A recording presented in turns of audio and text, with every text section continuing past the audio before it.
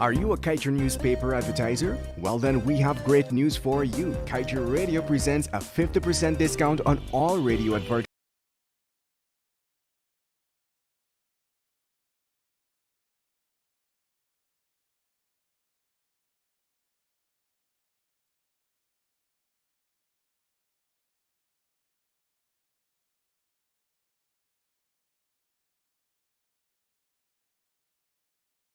Hour. Live from our studio in Georgetown. Kaieteur Radio, 99.1 FM.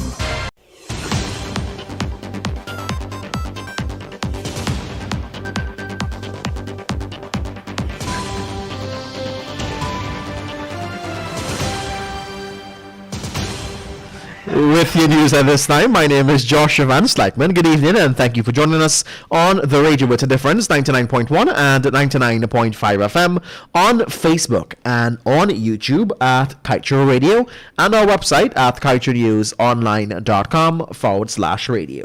Let's get to the news in details. The government of Ghana has missed an opportunity in keeping with the law to secure better terms for its peoples by failing to exploit the renewal of the Eliza Phase 1 permit. This is according to leader of the opposition, Aubrey Norton.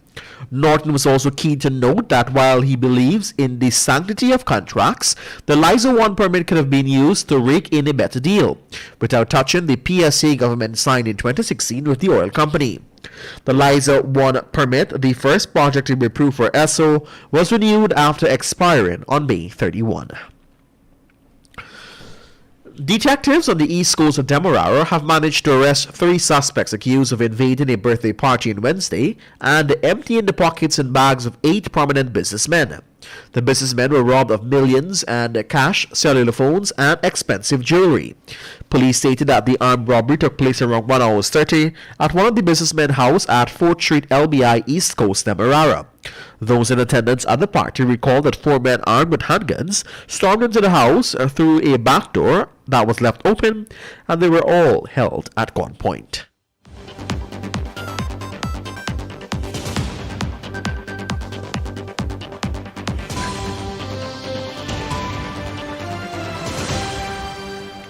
We tell you now that the Guyana government is using a consultant, Michael Porter, that was fostered on it by Stable Block Operating Partner Hess Corporation to develop a country plan.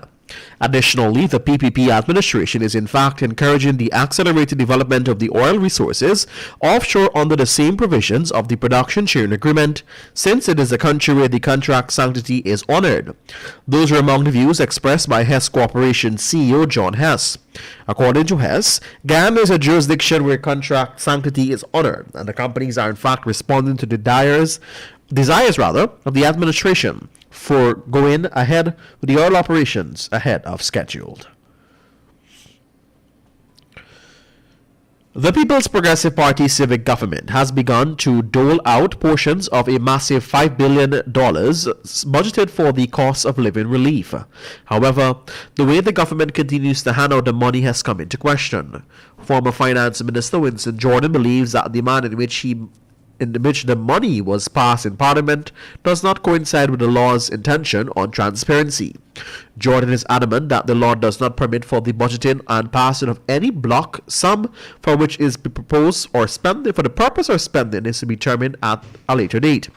Even as the sum is being utilized to support citizens through this rough financial period, Jordan insists that the information is too vague, as government spending should be transparent, especially with such a large sum of money.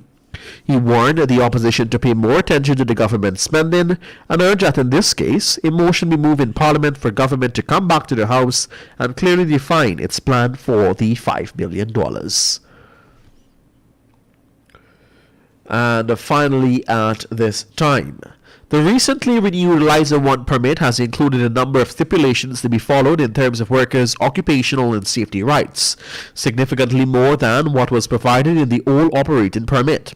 But local labor unions are questioning the manner in which monitoring of those rights is being conducted as workers continue to complain about the poor treatment within the sector. The unions have highlighted that a number of grave issues plaguing Guyanese within the new oil and gas industry and are calling for a better monitoring of the sector to protect Guyanese workers. GAU General Secretary Ashlim Singh said that a lot of what the new permit speaks about regarding the occupation safety and health is already a requirement of the OSH Act. And with that, we've come to the end of your evening newscast. Remember, you can get the full details of these stories and much more by picking up a copy of the Kaieteur News at a newsstand near you, or head across to our website at kaieteurnewsonline.com. My name is Josh Evans.